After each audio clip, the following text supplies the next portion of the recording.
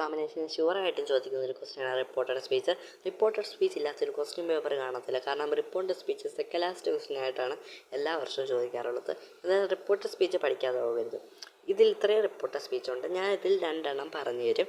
ബാക്കി എന്താണ് നിങ്ങൾ തന്നെ വർക്കൗട്ട് ചെയ്യണം. കാരണം നമ്മൾ പറഞ്ഞു തന്നിട്ട് കാര്യമില്ല.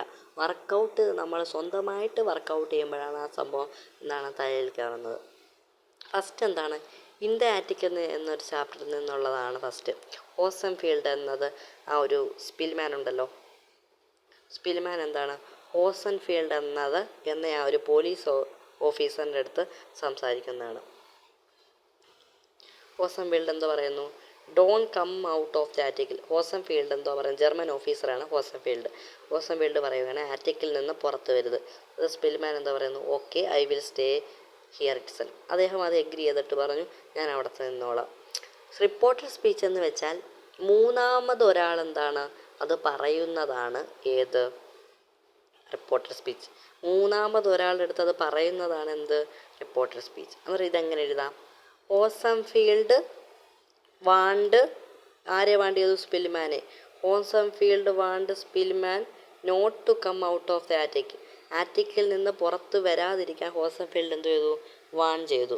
അന്നേരം എങ്ങനെ എഴുതും അതിനെ, ഹോസൻഫീൽഡ് ഡോണ്ട് എന്തോ ആയി മാറും, വാണ്ടായിട്ട് മാറും. Don't want Spielman not to come out of the attic എന്നാവും. അന്നേരം സ്പിൽമാൻ എന്തോ പറഞ്ഞേ, okay I will stay here ഇറ്റ് സെൽഫ്. ഞാൻ ഇവിടെ തന്നെ നിന്നോളാം. അവിടെ എന്തോ ചെയ്തു, എഗ്രി ചെയ്തു. Spielman agreed and said that he would stay there ഇറ്റ് സെൽഫ്. ആ ഒരു വില്ലെന്തോ ആയിട്ട് മാറി, ഇവിടെ വുഡായിട്ടും മാറി. ഹിയർ എന്തോ ആയിട്ട് മാറി, ദെയർ ആയിട്ട് മാറി. മറ്റൊരാളുടെ അടുത്ത് പറയുമല്ലേ, അന്നേരം വുഡ് എന്തായിട്ട് മാറി, വില്ല് വുഡായിട്ടും മാറി, ഹിയർ ദെയർ ആയിട്ടും മാറി.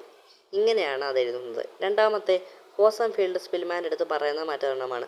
ഹോസൻഫീൽഡ് ചോദിക്കുകയാണ്, ആർ യു എ ജൂ, നീ ഒരു ജൂതനാണോ? അന്നേരം സ്പിൽമാൻ എന്തോ പറയുന്നു, yes I am. I was the ghetto and reach this place anyhow. ഞാൻ ജൂതനാണെന്ന് പറയുന്നുണ്ടല്ലേ. അന്നേരം അതെങ്ങനെ എഴുതും, അന്നേരം ഹോസൻഫീൽഡ് ചോദിക്കും ആർ യു ജൂ. അന്നേരം ഹോസൻഫീൽഡ് ആസ്ക്ഡ് ആണല്ലേ. ഹോസൻഫീൽഡ് asked Spillman whether he was ജൂ. ഹോസൻഫീൽഡ് സ്പിൽമാൻ്റെ അടുത്ത് ചോദിച്ചു നീ ജൂതനാണോ. അന്നേരം അവിടെ വെദർ കൊണ്ടാണ് അവിടെ പറഞ്ഞിരിക്കുന്നത്. വെദർ കൊണ്ടാണ് അവിടെ പറഞ്ഞിരിക്കുന്നത്. അന്നേരം സ്പിൽമാൻ റിപ്ലൈ പറയുന്നത്, yes I am. I was in the ghetto ഹോ and reach this place anyhow അല്ലേ. അന്നേരം അതെങ്ങനെ എഴുതും, Spielman asserted and said that he had been in the ghetto and had reached that place anyhow. Spielman എന്തോ പറഞ്ഞു, അത് സമ്മതിച്ചുകൊണ്ട് പറഞ്ഞു അല്ലേ. Spielman asserted and said, Spielman അതാണെന്ന് പറഞ്ഞിട്ട് എന്തോ പറഞ്ഞു, said that he had been, അവൻ ഹാഡ് ബീൻ ആയിട്ട് മാറി. ഇവിടെ കണ്ടോ, ഇവിടെ ഹാഡ് ബീൻ ആയിട്ടാണ് മാറിയത്. അത് നോക്കണം, അതാണ് അവിടെ important. He had been, I was എന്തോ ആയിട്ട് മാറി, ഹി ഹാഡ് ബീൻ ആയിട്ട് മാറി. He had been in the ghetto and had reached that place anyhow. ബാക്കി അതേപോലെ അങ്ങ് എഴുതിയാൽ മതി. ഇങ്ങനെയാണ് നിങ്ങൾ റിപ്പോർട്ട് ചെയ്ത് എഴുതേണ്ടത്. റിപ്പോർട്ടഡ് സ്പീച്ച് എന്തായാലും എക്സാമിന് ഷുവറായിട്ടും ചോദിക്കുന്ന ഒരു ക്വസ്റ്റ്യനാണ്. നിങ്ങൾക്ക് വേണമെങ്കിൽ സ്ക്രീൻഷോട്ട് എടുത്ത് വെച്ചിട്ട് നിങ്ങൾക്ക് ബാക്കിയുള്ള ക്വസ്റ്റ്യൻസും വർക്കൗട്ട് ചെയ്യാം. വളരെ ഇമ്പോർട്ടൻ്റ് ആണ് റിപ്പോർട്ടഡ് സ്പീച്ച്. എക്സാമിന് ഷുവറായിട്ട് ചോദിക്കും. എക്സാമിന് 2 മാർക്കിനാണ് റിപ്പോർട്ടഡ് സ്പീച്ച് ചോദിക്കുന്നത്. ഒരെണ്ണം ആദ്യത്തെ റിപ്പോർട്ട് ചെയ്യുന്നത് എ എന്ന് പറഞ്ഞ് റിപ്പോർട്ട് ചെയ്യുന്നതിന്, ബി മറ്റൊരാൾ റിപ്ലൈ പറയുന്നതോ തിരിച്ചു പറയുന്നതാണ് ബി.